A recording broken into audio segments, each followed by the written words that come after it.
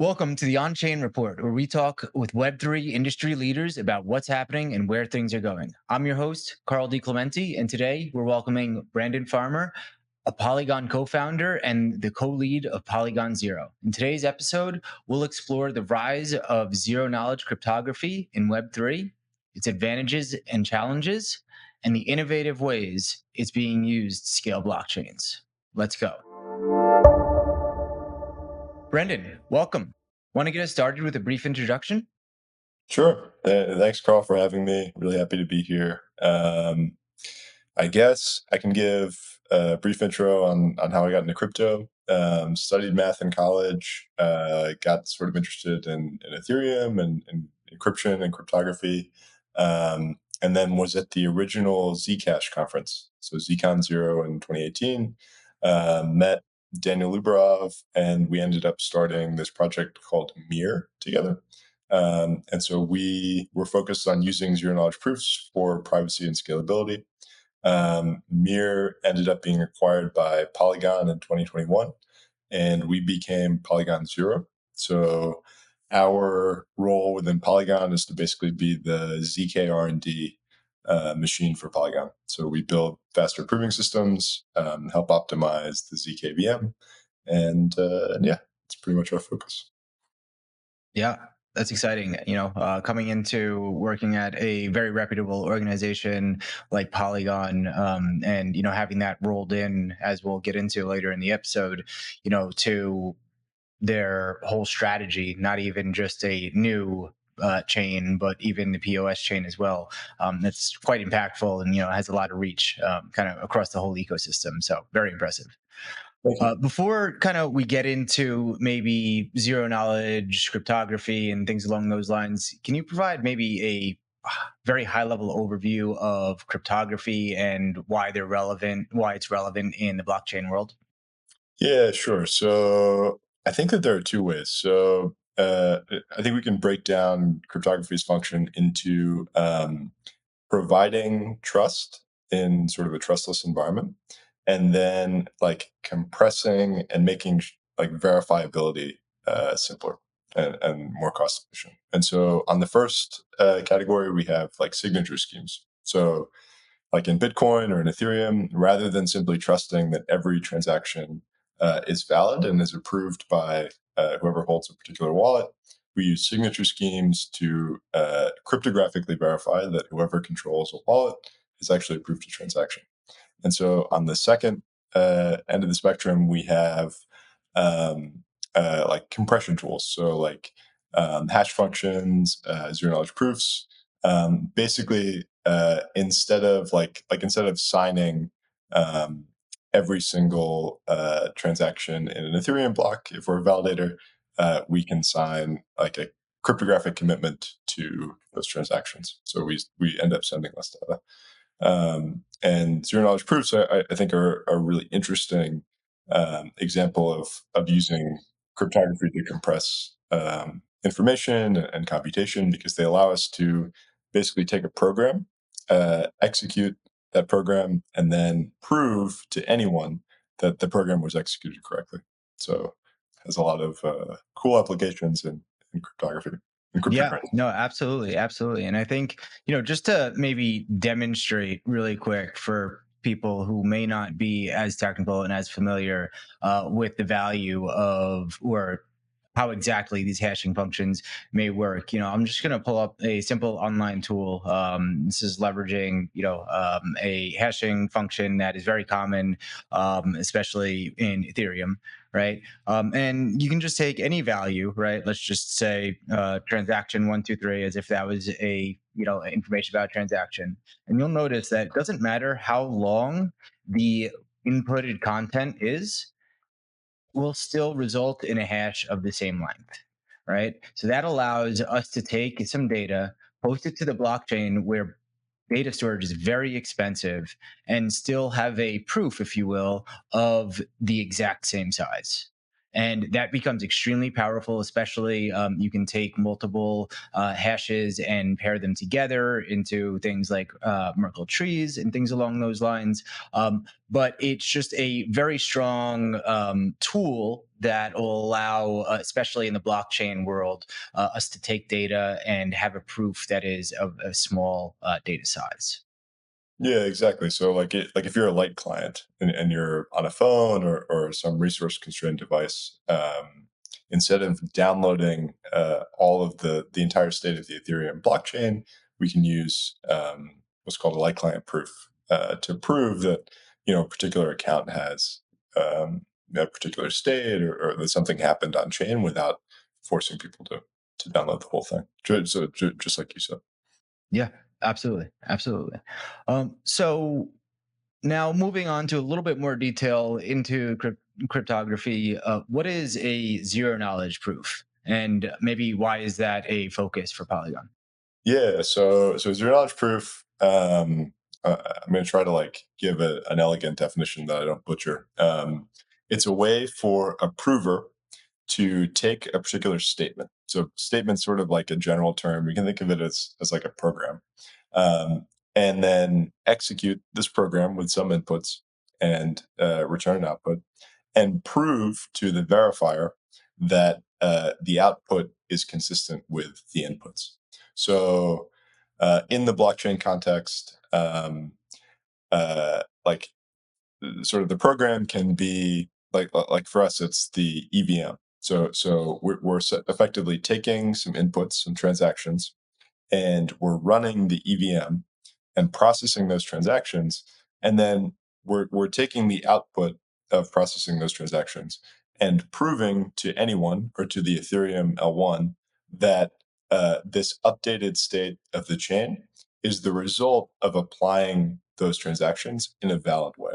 And so the beauty of zero knowledge proofs is that we can do this in like a really small amount of data. So even if we have like 1,000 transactions or a million transactions or a billion transactions, we can generate a proof that is only like about a kilobyte in size that shows that like this commitment to the updated state is in fact valid. And then we can use that commitment to the updated state to tie back into what we were discussing earlier to prove that like withdrawals to use Merkle proofs and prove that like withdrawals to the L1 or like other transactions that happened on this other chain are in fact valid and consistent with that state. So by default, the proof that you're generating and posting to the L1 would not necessarily expose what exactly happened, right? But a proof can then be generated that does provide a way to verify that without exposing anything else that may have happened within that same proof that was posted to chain. Is that correct? Yeah, so the data I think we'll get to data availability later in the episode, but yeah, you like the things that are expensive on Ethereum are computation, so actually computing transactions, and then storage, so like posting those transactions or posting like updating the state on chain. And zero knowledge proofs allow us to like skip those things. So instead of computing every transaction, we're just verifying the proof. And so it ends up being like really, really cheap on a per transaction basis. Great. Yeah. So, I mean, I think what we're saying is that while Ethereum doesn't know what you know, they can trust that you know it, right? Yeah, Which is exactly. quite exciting. Just like I know that my puppy wants some food. Yeah, exactly. So like Ethereum doesn't know like what happened when all of these transactions were executed, but it knows that all of those transactions are valid. And so you can have this trustless environment where every transaction that happens on this L2 is still secure and doesn't require additional trust assumptions. Absolutely. That makes a lot of sense. So why is this such a focus for Polygon? I think you've alluded to it, right? With some of the benefits of potentially storing less data. But could you walk down that strategy path for me a little bit? Yeah, sure. So Polygon sort of came to prominence with its POS chain, so proof of stake chain, and so this is a side chain, and so it relies on a committee of validators to basically ensure that and attest that all the transactions that are accepted in this chain are valid. Um, and so I think that that's like a reasonably secure approach to scaling Ethereum, but it's not optimal. And uh, so there are basically like two ways in which using zero knowledge proofs make this better. So the first is that when we introduce zero knowledge proofs, we're no longer trusting that committee of validators. And so we no longer are accepting this like really minuscule risk that validators could collude and steal user funds. Like it's no longer possible. They can't, no matter how many validators you have, they can't forge a cryptographic proof that that will show that an invalid transaction is valid.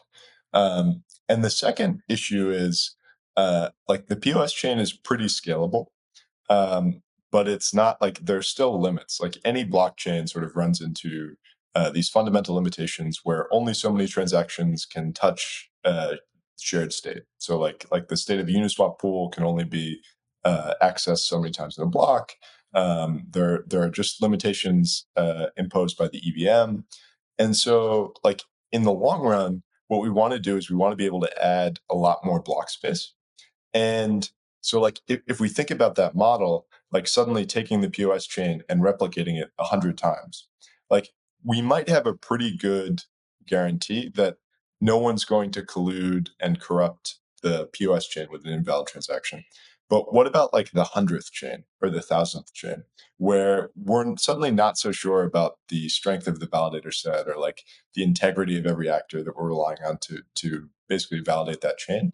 And so in that case, we actually really want zero knowledge proofs because we want this environment where we can add as much block space as we need while still maintaining the security of cryptographic proof that no one can forge and no one can sort of corrupt to steal user funds.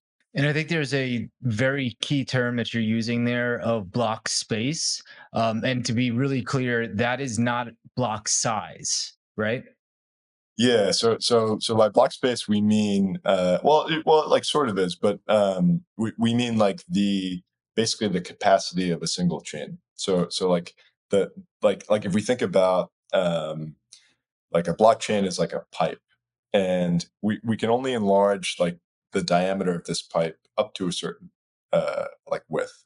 And if we want to scale more, we have to add more pipes to accept like higher throughput. And so yeah, that's adding block space, is like adding capacity in aggregate across multiple chains. Absolutely. Absolutely. Great.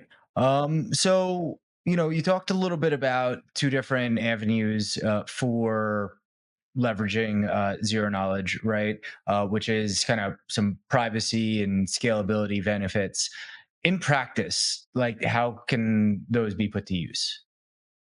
So the privacy and scalability through zero knowledge proofs. Yeah, Yeah, so in practice, the scalability benefit we get from like zkEVM. So by using zero knowledge proofs to verify and validate every transaction that occurs in a particular chain, and that allows us to just add more chains without or like have chains that are only secured by a single validator, so they can sort of scale more because they don't have the overhead of decentralization. So that's the scalability side, like this idea that we can compress like a bunch of transactions across many chains into a single proof. Um, the On the privacy side, Polygon, like it's important to emphasize that Polygon zkEVM, the zk scaling solution, doesn't actually provide privacy. It still has the like the transaction transparency characteristics of Ethereum. Um, but in the future, solutions like Miden or like other like Aztec or other L2s will be able to use zero knowledge proofs to provide privacy, because just like Ethereum doesn't need to see the details of transaction execution on an L2 to know that it's valid because it has a zero knowledge proof. Like users can generate their own proofs and submit them to a chain, and the chain doesn't need to see, like no one needs to see the internals of the execution of the transaction. They just need a proof. And so this is like a generalization of Zcash to like arbitrary programs and smart contracts. Yeah, I really am pretty passionate about the whole decentralized identity space. I do find it quite exciting, and the idea of being able to leverage zero knowledge proofs. There's the standard example that everyone uses, but I think it's used so frequently because it's a good example. Let's say a young woman goes to a bar, right, and she needs to be able to get into that bar and prove her age, right? Well, she can hand over her ID, and on that ID has a ton of information that's not just about the fact that she is over 21, right? It also has maybe her address on there, which maybe she may not feel as comfortable exposing, right? So it could be as easy as, hey, I am going to submit a proof that says not only my age, but it could even be as something as simple as that I am over 21, true false, without exposing any other information on there. And that, I think, is very exciting. Something that I don't think we've necessarily realized this in identity, or even where digital identity is at today, but it is certainly an avenue through which zero knowledge cryptography, I think, has a lot of promise. Yeah, for sure. Yeah, I think that's like sort of a canonical example, and yeah, I think that like you can imagine sort of a medium and a long term in which like governments and sort of issuing authorities for IDs like adopt more of this technology, but also in the short term, uh, like actors in crypto pay like a very significant cost for transparency. So like if you're like a big fund or a big actor in the space, you sort of have this trade-off where if you want to move into or exit a large position, you can either do it all at once and accept like a large amount of price impact. So you're sort of getting screwed there, or you can do it over time and you're accepting less price impact because the market can more easily absorb your activity. But you're also signaling to everyone else in the ecosystem what you're going to do. So like if I have like some large numbers of some shitcoin and I want to sell it, like if I start selling it, then people will front run me. And so like this seems like maybe not as universally applicable an example as the ID one, but it's interesting that there's like actually like a really concrete economic cost to transparency even now. Yes, absolutely, absolutely. And there's a lot of different OTC or different approaches people try to use to get around this, but still, you are signaling to some group that you are looking to liquidate a large position, and it will likely be front run. I mean, I probably have a whole nother episode on the topic, but I think that some level of transparency around this is absolutely necessary for the evolution of the market, where we have all of these VCs or what have you that have lockup periods that only they are aware of, right? And then you have the retail trader who is only going to get pwned by this Yeah. situation, right? There will be some end to the lockup period, and then the VC will dump all of those tokens potentially. And at that point, obviously, the amount of tokens that they're selling will move the price down, right? And then the retail trader who had no clue about this ends up in a position where they didn't have information that others had. So I do think there's a lot of really interesting topics around that, and privacy and identity. But a little bit. Maybe let's go back to the ZK concept and scalability. Because I really think that's a lot of what we're probably focused on with Polygon 2.0, and some of the other work that you guys are doing. So, what exactly you mentioned zkEVM a few times. Yeah. What exactly is a zkEVM, and maybe how does that relate to a concept like zkRollups? Yeah, sure. So a zkEVM is basically a way to run. So the EVM is the Ethereum virtual machine, and it's basically like this computer that runs in software that takes in transactions and processes them and updates the state of the Ethereum blockchain based on those transactions. And so zkEVM is a way to take the EVM, which is sort of this like virtual computer that's running in software, and run it in a zero knowledge proof so that you can verify with a proof that, or you can prove, so that anyone can verify that a particular set of transactions produces this output such that only like a valid set of transactions can produce that output. Or yeah, it's like sort of an awkward way to describe it, but like you basically have this guarantee that all transactions are valid, and in fact that they produce this particular output. And so the nice thing about this is that we can use the zkEVM as a zk rollup, and so we can have this separate chain that exists as an L2. It exists off Ethereum. Ethereum validators don't need to like have any idea what's going on with this chain. And that chain can basically behave identically to the Ethereum L1. So you can use your existing wallet, you can use all existing tools, all smart contracts just work identically on zkEVM. And so like our belief is that the best way to scale Ethereum is to maintain the ecosystem and the tools and this like developer experience that exists on L1 and just bring it to L2. And so the zkEVM is the way that we can do that. So, do you think you could maybe provide a little bit of an example about how zkEVMs and the concept of zkRollups may differ or overlap? Yeah, sure. So zk rollup is like the more general term, and there can be a lot of different types of zk rollups. Like you could have a zk rollup that just supports payments, or you can have a zk rollup that has privacy or private payments, but no smart contracts. Um, and you can have a zk rollup that supports general computation and smart contracts, but it's different from the EVM and from Ethereum. So like this is what Starkware is doing, and it's a really cool effort to sort of build a different environment that's like a little more tailored for zero knowledge proofs.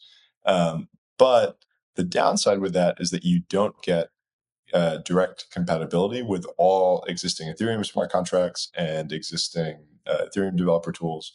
And so the zkEVM for us, for Polygon, it's our view that this is sort of the holy grail of scaling Ethereum. So this is what allows us to take every existing Ethereum smart contract and just deploy it seamlessly on our zk rollup, which is the Polygon zkEVM. Um, and so, yeah, we think that this is sort of optimal because it seems like what a lot of people want to do in crypto is to take their existing smart contracts that they have deployed on Ethereum and deploy them on an L2 so that they give their users lower fees. And fundamentally, like this is the best way to do that. Yeah, absolutely. And I think, there's a really, I do want to share a really good blog post from Jared Watts where he has a diagram on here. And we don't need to necessarily get into the types of zkEVMs on this call. But one of the things is he has this very simplified view of a blog that Vitalik wrote. And really, he's just showing that it's a trade off, right? It's a trade off between zkEVM compatibility and ZK proof generation performance. Can you maybe because I didn't hear you mention the trade-off there around proof generation performance. What exactly Yeah, is that about? yeah. So there are things that the EVM does, like more generally, there are things that are fast on your CPU uh, that are really slow in zero knowledge proofs because your CPU runs on like 64-bit binary words, and a zero knowledge proof runs on like a different sized field element that's some prime or like modulo some prime. Um, and so like certain things like bitwise instructions are a lot more expensive in zero knowledge proofs. And so that means that some things that happen frequently in the EVM, like the Ketriak hash function that I think you were actually doing earlier, those are a little bit more expensive in zero knowledge proofs. And so I want to like really emphasize one thing here, which is that even though it's relatively more expensive, the technological development of zero knowledge proofs has been so rapid, and now zero knowledge proofs are so fast that even though like Ketriak is like relatively more expensive than like a different sort of hash function that's built for zero knowledge proofs, because the proving system itself that we're using is so fast. Like the proving cost, which is fundamentally what we care about, because ultimately users are going to have to bear the proving cost. It's still tiny. So like with the Polygon zkEVM, the proving cost for a normal Ethereum transaction is 0.00008 dollars. And so like there is this trade-off between like EVM compatibility and proving cost, but there's like a lot of subtlety there because like the actual proving cost depends a lot on like what proof system you're using, and we use faster proof systems than other zk rollups, and like the relative difference between like having something that's EVM compatible and having something that's not EVM compatible, like it might be significant, but it might be the difference between like having as like 5 zeros and then an 8 and having 4 zeros and then an 8. Neither of those register for the user. And so like it's our view that optimizing for like developer experience, for user experience, and for EVM compatibility is sort of the right way to go. Yeah, I absolutely agree. I think, there's just so much that comes with the standard tooling that's out there. There's just been companies years and years and years invested in building out developer tooling and infrastructure. And it's not even for, non-EVM compatible organizations to catch up. In that time it takes to catch up, there will be more leaps forward, right? And it's just you see it again and again with these non-EVM compatible ecosystems where it's really is a struggle. Mhm. Definitely. Yeah. So it sounds like you're mentioning that your zk EVM technology and proofs are making leaps and bounds in the performance, right? I feel like right now we're seeing so many zkEVMs and zk technology popping up. We have like zk Sync, Polygon, obviously, Scroll, Tycho, Linnea. Like there's just so many, right? And like just zkEVM so hot right now, right? So was there maybe a catalyst, a technical catalyst that brought us to this point? Yeah, so I think that there are two things. I think that like if you rewind to like 2020, 2021, this was like when I think it became really apparent that Ethereum was going to continue to dominate the ecosystem, and that there were a lot of advantages in like preserving the EVM and preserving the Ethereum developer experience. And so I think that was like the business catalyst where people were like, oh shoot, uh, we know that we can make these sort of zk optimized VMs, but maybe there's a lot of value that exists in the Ethereum ecosystem. And so this was when Jordy and the team that was then Hermes really started to push this idea that you could build like an EVM equivalent zk rollup.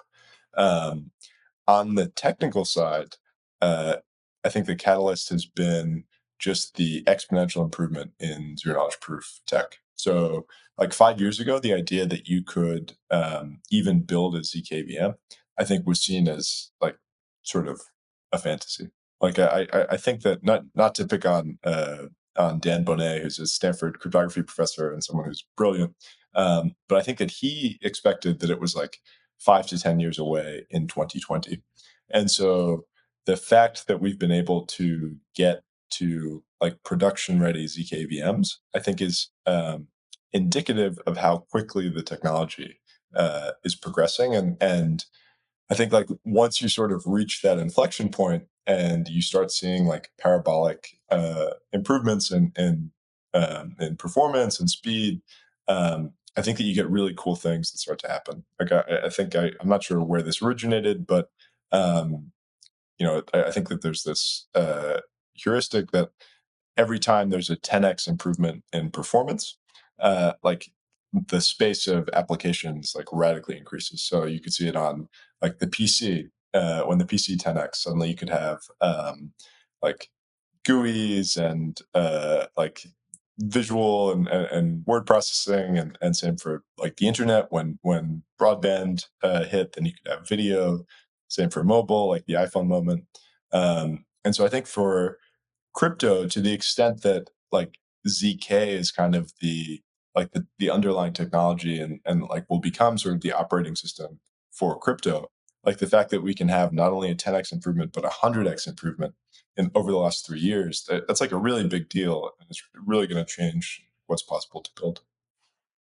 Absolutely. And I think we're seeing it, right? I'm not familiar of an ecosystem that's not either already launching something or has it in the works, right? So that's quite compelling for sure. Um, so Speaking of the work that you are doing around zkEVMs, as part of the recently announced Polygon 2.0 roadmap, there was mentions of a plan to upgrade Polygon POS, proof of stake, also to zkEVM, but in this case, a Validium. Can you walk us through how that differs between the existing Polygon zkEVM, and maybe talk to somebody on your side about the naming to make it a little less confusing? Yeah. So first of all, the Validium concept came from Starkware. So credit where credit's due, and also I guess credit for the naming. But I think so. The important distinction is that the Polygon zkVM is a zk rollup, and so the requirement for a rollup is that all transaction data, or all data that's required to like recreate the latest state of the chain, is posted to Ethereum. So this means that even if the operator of the chain or the sequencer goes rogue, you'll always be able, as the user, to withdraw your funds. Um, a Validium is a little bit different. So a Validium still uses a zero knowledge proof, so the operator can't steal your funds, and by including an invalid transaction. Um, but where zk rollups are a little bit more expensive because users need to pay not only for the proof, but they also need to pay for all the data that's being posted to Ethereum. With a Validium, data availability is handled off chain. And so I think maybe to clarify, I think data availability is like a really confusing term for a lot of people, and I think it's a poorly named term. By data availability, we really mean that the transaction data, or the data that's required to recreate the latest state of the chain, is published somewhere, and it's accessible to enough people so that like it'll always be possible to process new transactions because you have the required data. And so um, like like this is done on existing blockchains, like Tendermint is a data availability guarantee. Like validators only vote to approve a new block if they can download all the transaction data included in that block. And so that's like how the Polygon POS chain um, can guarantee the data is available.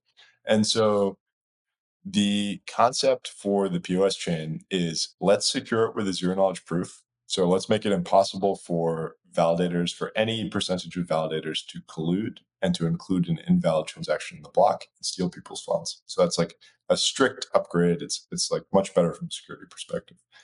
But like the Polygon POS chain is known for having really, really low fees. And we need to maintain that same experience for users. We already have a zk rollup, but let's also offer some diversity in our chains, and offer a low fee, high throughput option. And so what's required for that right now is to handle data availability off chain. And this is an important point, when Ethereum's bandwidth for processing and for providing data availability increases, then that's great news for us. We'll be able to just make it a zk rollup. But for now, that isn't the case, and we have to have these like sort of two separate options: zk rollups for maximum security, and Validiums for like fairly high security. It's still protected by a zero knowledge proof, um, but it also has low fees and high throughput. I think a couple questions to dig into there. First, maybe what are some examples of the types of use cases that may leverage each? Yeah, so I think rollups are like we've seen Arbitrum become really successful in DeFi by offering rollups, and so I think that that's like pretty good evidence that a lot of the DeFi users actually really care about full Ethereum security. So it doesn't matter if the operator of the chain goes rogue or stops producing blocks or whatever, you'll always be able to access your funds. Um, on the flip side, Validiums or Validia um, are like the low fee alternative. So things like gaming or social or you know low value, high volume NFTs. I think those are things that are like more of a natural fit for Validium. Absolutely makes sense. So, we talked about this concept of data availability. How does a lack of data availability on Ethereum impact, something like auditability? So, let's say that there is a smart contract hack, right? What does that look like on a ZK Validium chain? Is it harder to detect or harder to track those that are responsible? Yeah, so in general, no. There is an interesting attack that so if a smart contract is hacked, then and all of the validators on Ethereum who are providing data availability uh, decide to collude, then it would be possible for like basically they don't uh, propagate block data. They just approve a new block, and then they don't allow anyone else to access the transactions that are included in that block. Then it would be possible to um, for the hack to basically go undetected. And so I think that the probability of this happening is effectively zero because it's really difficult to corrupt on the Polygon POS chain. It's really difficult to corrupt more than 2/3 of validators. But I think it's an interesting it is important to sort of consider what the different security models and effects of design choices like this are. Yeah, I think, because you mentioned the fact that in the case of Polygon POS, and we have another good visual here that shows, 2 billion staked, right? But in a situation maybe where this is running on a chain that might not have as much value staked, right? This could potentially become a attack vector of concern. Yeah. So I definitely agree that like the Validium approach adds like another layer of complexity and another thing for users to sort of think about as they decide where to deploy their capital. Um, I think the really important thing. So we got we took some heat for announcing a Validium instead of a roll up. Hopefully, it's more clear now that the long term vision for the Polygon POS is a roll up, but the current state of Ethereum like won't support low fee, high throughput transactions, and so we're sort of forced to have a Validium.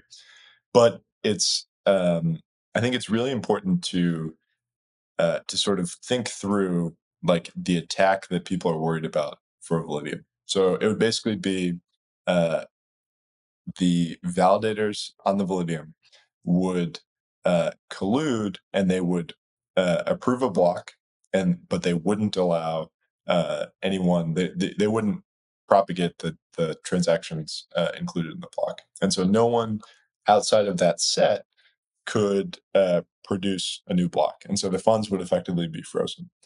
And so this sounds really, really bad. That every user's account on that chain would be frozen, like funds wouldn't be able to move. And it is bad. But I think what a lot of people miss is that, like, what would the validator be doing in this case? They can't, or the attacker, they can't directly steal people's funds because they can't produce a zero knowledge proof that would allow them to include an invalid transaction. And so they have to basically try to extract a ransom from the affected users. But um, it's a big problem because in launching this attack, they're basically burning their stake. The value of the on POS, it's 2 billion in Matic. Like that would go to zero for them, and all of their future transaction fee revenue would go to zero because no one would use this chain that's been attacked. And so, and finally, the like any user, instead of paying a ransom, could simply queue a forced transaction.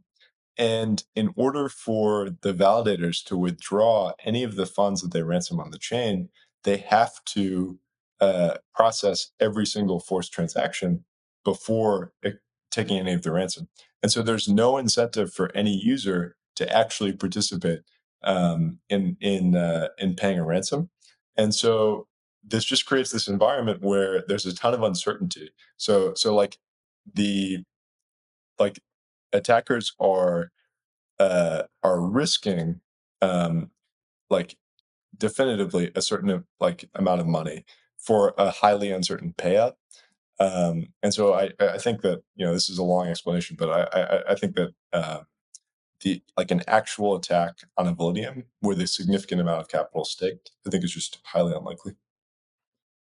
I think it's a really good point about and a important feature of this protocol in which the validators don't have a choice as to what transactions they include, right? Which may not be the case in other protocols, but here, right, they would have to process that withdrawal transaction of the users as well, right? Exactly. Yeah, so that's like again, it's like as a user, why wouldn't I just queue a forced transaction? Someone might pay a ransom, someone might not, but in order for the validator to get to withdraw anything from the chain, I know that they have to process my transaction. And so I think it's like a real barrier to making attacks on a Validium practical or rational. In the real world. Absolutely. So, we talked about how there's kind of two different types here, what the differences are between them. But what does this mean for interoperability between each other and maybe other types of L2s? Yeah, so I think a really interesting thing about the POS upgrade is obviously it's really great to have additional security and to be more of an Ethereum L2. So that's like a strict benefit that I think is fairly obvious. The other benefit is when we make the POS ZK enabled, we can actually plug it into the same bridge in what we call the interoperability layer. And so we'll make it much, much easier to transfer funds and to do sort of cross chain interactions with the Polygon zkEVM. So, like on the Polygon zkEVM, like ETH that's deposited into the bridge is just sort of treated as this like canonical ETH. And a big problem in cross chain interactions is um, like the lack of fungibility between tokens that are bridged from different chains. So like I don't know if you've ever used like Wormhole or XLR. Like if you want to bridge ETH through Wormhole, what happens is on the destination chain, you mint Wormhole ETH, but then you have to swap or you have to figure out some way to unwrap so that you actually get real ETH. And so that's like a big problem and a big barrier to usability.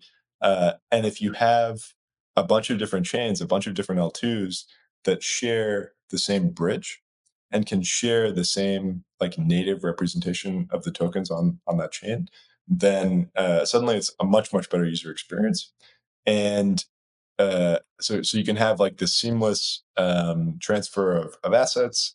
Um, the interoperability layer makes it so we can trigger cross-chain interactions that confirm optimistically. So before we even generate a proof, and before we even post anything to Ethereum, we can start building blocks that depend on cross-chain interaction in a safe way.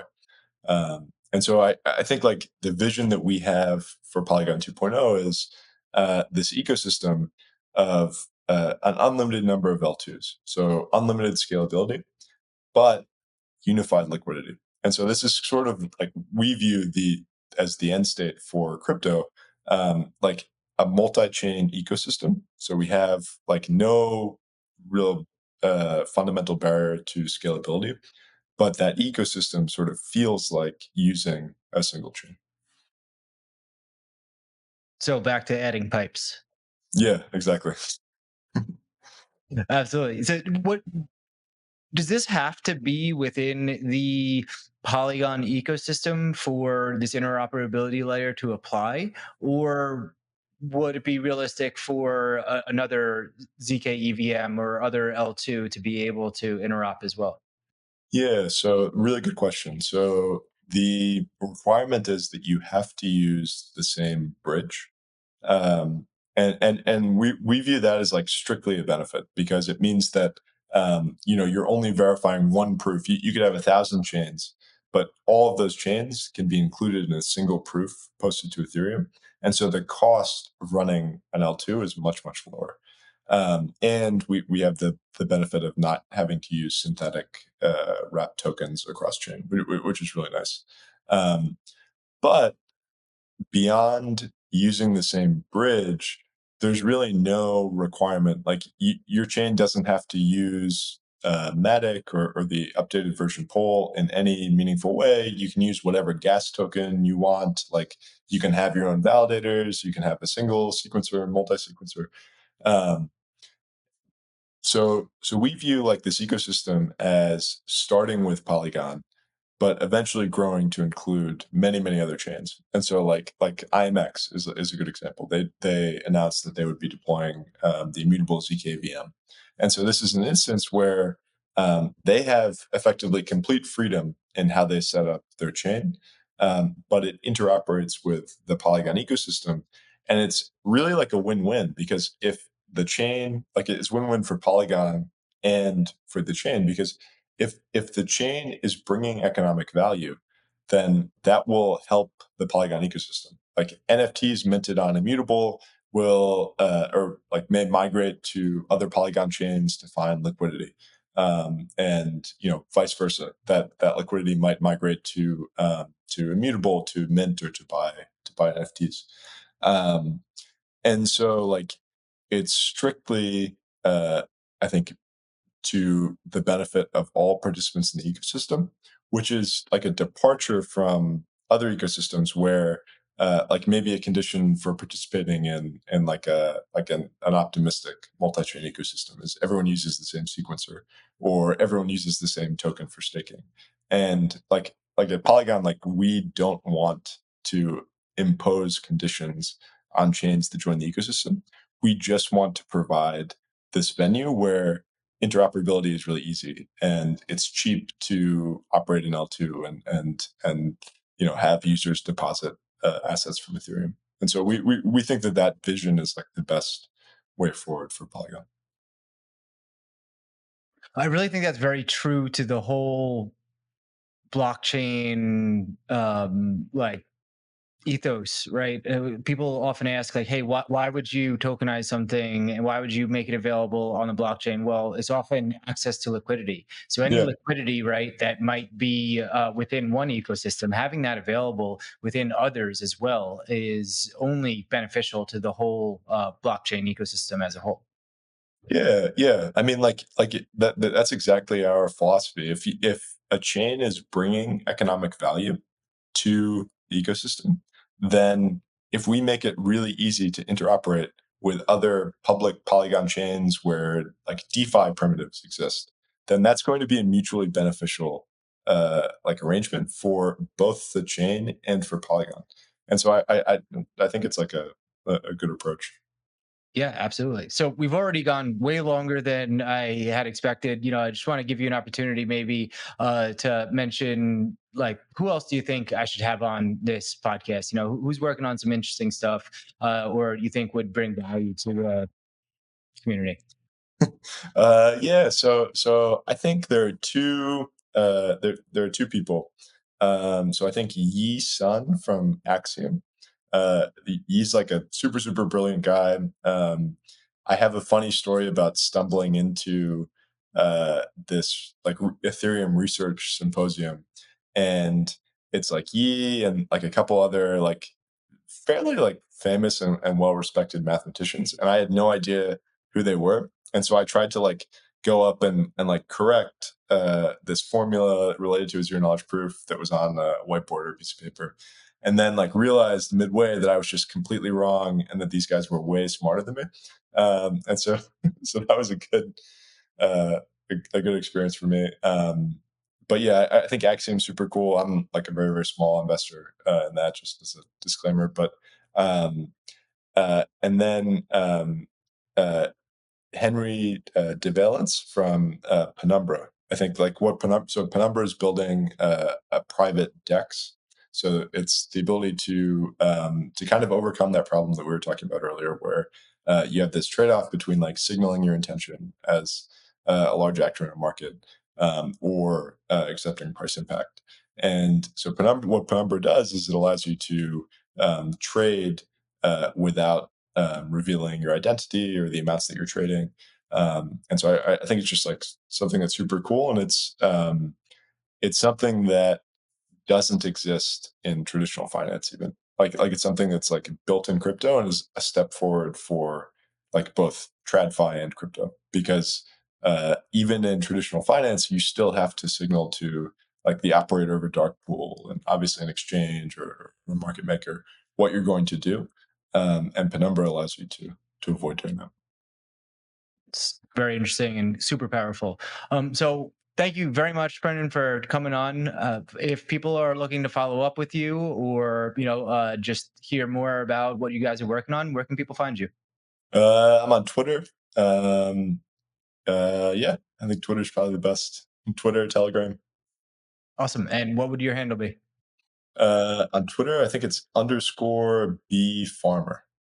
Awesome. I'll drop it on the screen for in the recording. Thank you very much for coming on, Brendan. Have a good one. Thanks, Carl. Thanks for having me.